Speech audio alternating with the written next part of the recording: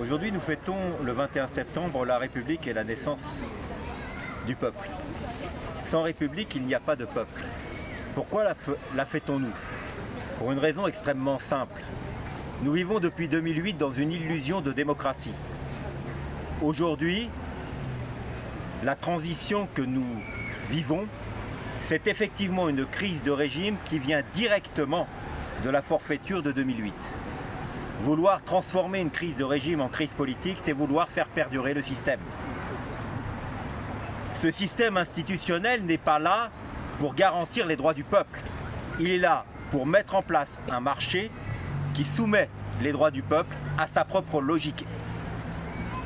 Un marché ne construit pas un peuple.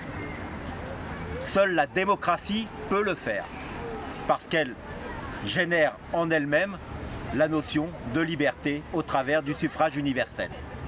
C'est parce qu'il existe un suffrage universel et que chaque citoyen détient une partie du pouvoir qu'il peut exister un peuple et qu'au travers de ce peuple, eh bien, il existe un intérêt général pour un destin commun.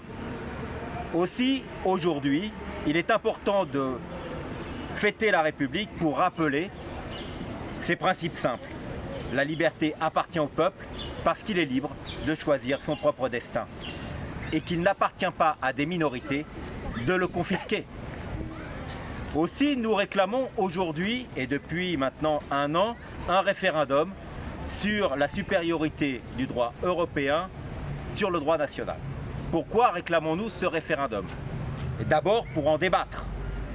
Il est important de rappeler au peuple ses droits. Ensuite, pour l'obtenir, il est important que les partis politiques comprennent qu'ils sont soumis à la volonté générale et à la souveraineté du peuple et qu'ils n'ont pas à la confisquer comme ils l'ont fait en 2008. Aussi, en ce jour de République et à la veille d'un destin qui s'avère un peu chaotique au vu de la situation politique, il est important pour nous de rappeler en ce jour que la liberté du peuple ne se négocie pas et qu'effectivement un référendum lui rappellera cette liberté.